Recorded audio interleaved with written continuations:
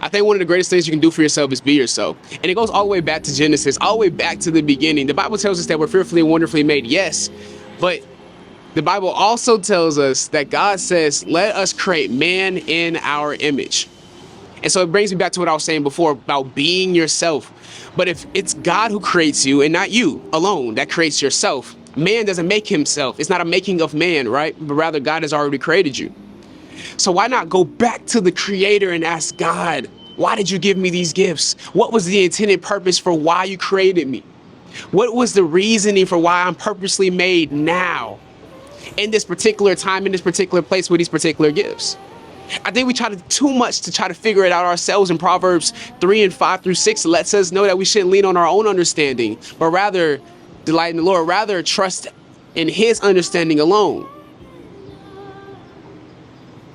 I mean, it gives it to us so clearly, but yet we try to make ourselves, we try to be a self-made man instead of just submitting, instead of just trusting, instead of just delighting.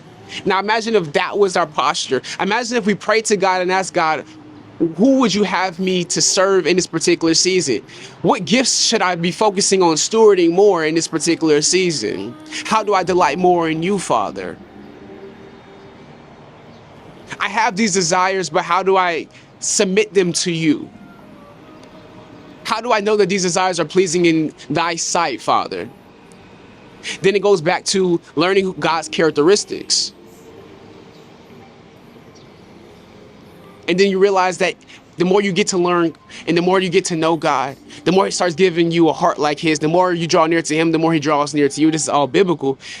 And then your desires begin to change. And you no longer want to be a self-made man, but rather just a child of God. And then in that, how amazing it is to be fully that, fully your full self, because that was who God created you to be in the first place. That was the man that God had in mind when he created you. Lovely.